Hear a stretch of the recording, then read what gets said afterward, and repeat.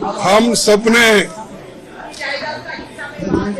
इसलिए वॉकआउट किया कि जो प्राइम मिनिस्टर अपना राष्ट्रपति अभिभाषण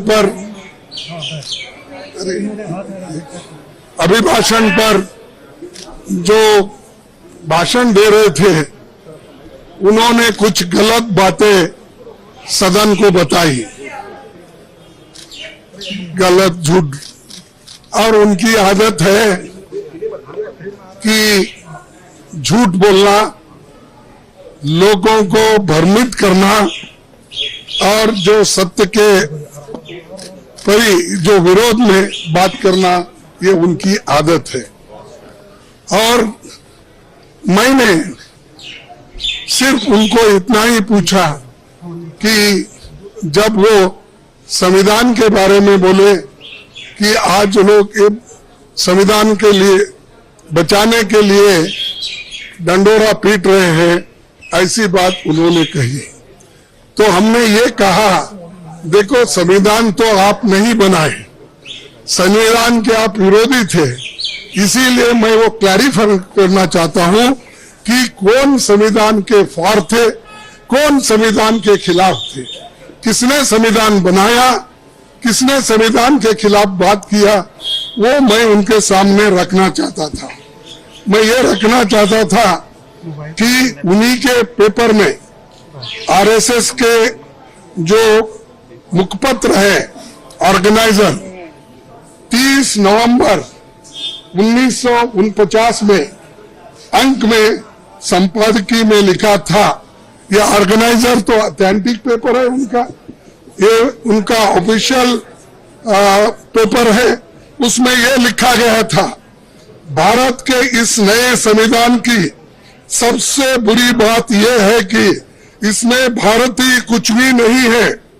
प्राचीन भारत के अद्भुत संवैधानिक विकास के बारे में इसमें कोई जिक्र ही नहीं है। आज तक मनुस्मृति में दर्ज मनु के कानून दुनिया की प्रशंसा का कारण है। ये किसने कहा? ये ऑर्गेनाइजर ने, आरएसएस ने, जनसंघ के जो लोग थे उस वक्त उन्होंने कहा। और वे स्वयं स्फूर्ति आज्ञाकारित और अनुरूपता पैदा करते हैं। हमारे संवैधानिक विशेषज्ञों ने ये बात निरर्थक है। उन्होंने ये कहा कि यहाँ तक जो कॉन्स्टिट्यूएंट असेंबली के मेंबर से किए हैं ये गलत है। उन्होंने उस वक्त अपोज करके इस संविधान को उन्होंने नकार दिया था और आज उसकी रक्षा की खुद बात करते हैं और हमारे को बोलते हैं कि हम संविधान विरोधी है। अरे खुद विरोधी है, जन्मता ही विरोधी है, शुरू से विरोधी है। इसको जब इसका जन्म शुरू हुआ उस दिन से इन्होंने बहुत से पुतले जलाए, अंबेडकर के, नेहरू जी के पुतले जलाकर रामलीला मैदान में उन्होंने ये सब काम किया। आज ये बोल रहे हैं कि हम संविधान के विरोधी हैं। संविधान बचाओ हम इसलिए बोल रहे हैं क्योंकि इसमें आरएसएस की मंशा क्या है, जनसंघ की मंशा क्या थी और बीजेपी की आज जो मंशा क्या है ये। और बार बार ये भी कहते हैं कि बार बार ये भी कहते हैं बाबा साहब अंबेडकर को इन्होंने इज्जत नहीं दी, उन्होंने सब कुछ उनको हरा दिया। ऐसी गलत बातें यहां पर भी कही गई, वहां पर भी वो कहे। कल हमारे नड्डा साहब ने वहां भी कहा, अब ये भी यहां कहेंगे।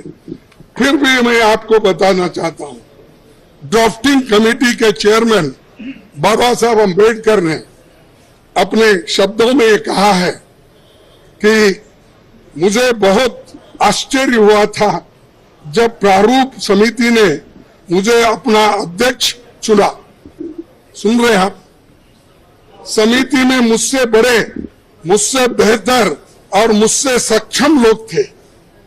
ये कांग्रेस पार्टी के अनुशासन का ही कमाल है कि प्रारूप समिति संविधान सभा में संविधान को हर धारा और हर संशोधन के बारे में निश्चित जानकारी के साथ प्रस्तुत कर सकी। कौन करे? कांग्रेस वाले करे। और इसको बाबा साहब अम्बेडकर ने कहा और ये कहते हैं इन्होंने विरोध किया, उन्होंने ये किया, उनका अपमान किया। आगे मैं बताऊंगा। इसलिए संविधान सभा के समक्ष संविधान के प्रारूप के अबाध रूप से प्रस्तुत किए जाने के समस्त श्रेय पर कांग्रेस पार्टी का हक बनता है। ये बात मैं कहने वाला था और मेरी बात सुन रहे नहीं। मैं मिनटों से हाथ उठा रहा हूं। हमारे सभी पार्टी, इंडिया गठबंधन पार्टी पूरी उठ के डिमांड कर रही थी, मांग रही थी। हम ध्यान खींच रहे थे चेयरमैन साहब, ना हमको वो मौका नहीं मिला।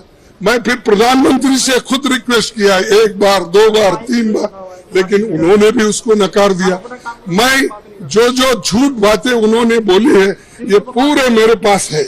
और कैसा ये लोग आज सदन में बोलते हैं, सदन के बाहर बोलते हैं, ये समझे हैं वो ही पढ़े लिखे हैं और गलत बातें बोलने में माहिर है। ये तो मैं बाबा साहब अम्बेडकर का स्पीच कॉन्स्टिट्यूंट असेंबली में जो बोला वो लाया हूं और ऑर्गेनाइजर में उनके लोग क्या बोले हैं वो भी मैं बताना चाहता था, लेकिन उन्होंने मौका नहीं दिया। और इसलिए मैं कंडम करता हूं, हम सभी लोग कंडम करते हैं और कंडम करके हम वॉकआउट किए, क्योंकि ये हमारे बात को जब कोई महत्व ही नहीं है तो वहां बैठकर क्या सुने हम। और जब प्रधानमंत्री खुद यहाँ पर जब बात कर रहे थे राहुल जी, उस वक्त 2 बार उठ के उन्होंने क्लैरिफिकेशन की कोशिश की, क्लैरिफाई कर दिए। 4 मिनिस्टर क्लैरिफाई कर दिए। मैं जब बात कर रहा था तो मेरे सदन में मेरे को रोकने टोकने का इतना कोशिश की, इतने लोग बार बार उठे मिनिस्टर्स। तो आज मेरे को 1 मिनट नहीं मिल सकता था इस बात बोलने के लिए। इसीलिए हम वो सभी लोग कंडम करके वॉकआउट किए हैं। बस यही चीज।